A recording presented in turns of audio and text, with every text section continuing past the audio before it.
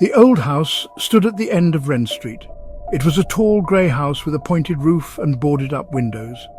The yard was overgrown with weeds, and the porch sagged dangerously. People in town said the house was haunted. They whispered stories about strange noises and eerie lights. Children avoided the house, afraid of what might be lurking inside. No one dared to go near 42 Wren Street. The house had a dark history. Legend told of a family that had vanished within its walls, never to be seen again. Their whispers seemed to linger in the air, a chilling reminder of the house's grim past. It stood as a silent sentinel, casting a long shadow over the town. Mason, a recently divorced man, was looking for a fresh start. He needed a place to live, somewhere affordable. When he saw the ad for 42 Wren Street, he dismissed the rumours. The low price was too good to pass up. Ignoring the warnings from the townspeople, Mason moved into the old house. At first, everything seemed normal. But as the days turned into nights, strange things began to happen. Mason would hear noises in the walls, soft whispers that sent shivers down his spine.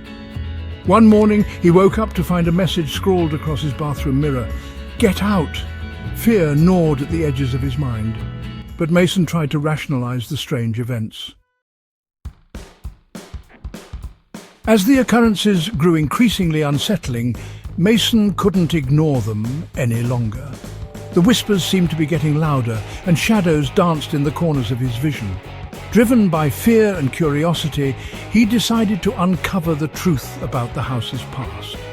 He visited the local library, poring over old newspapers and historical records.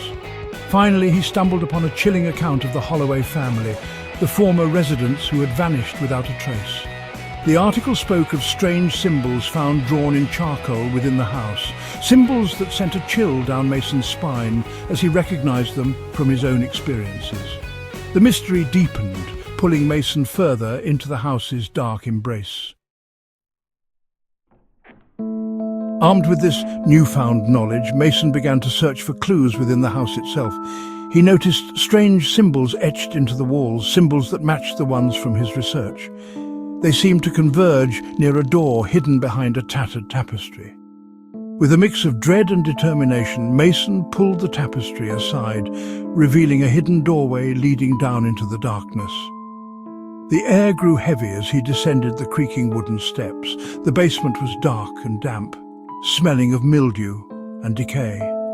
As his eyes adjusted to the gloom, Mason saw that the symbols he'd found throughout the house were etched into the basement floor, forming a circle around a large trapdoor. A sense of foreboding washed over him, whispering that he shouldn't disturb what lay beneath. Despite the overwhelming feeling of dread, Mason felt inexplicably drawn to the trapdoor. He knew that whatever secrets the house held were hidden below. With trembling hands, he heaved the heavy door open. A rush of cold air hit him, carrying with it a chorus of whispers and moans that seemed to claw at his sanity.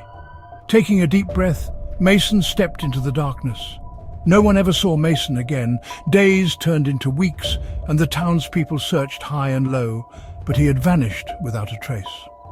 Some whispered that the house had claimed him, just as it had the Holloway family before him. The trapdoor was found ajar, a silent testament to the horror that lay within. 42 Wren Street remained empty for some time. Then one day, a for sale sign appeared on the lawn. A young couple, new to town and oblivious to the house's dark past, fell in love with its charm. They saw it as a project, a place to make their own. As they moved their belongings into the house, they dismissed the whispers and legends as mere superstition. But the townspeople knew better. They watched with bated breath, knowing that history had a way of repeating itself within those walls. The cycle had begun anew. The haunting of 42 Wren Street was far from over.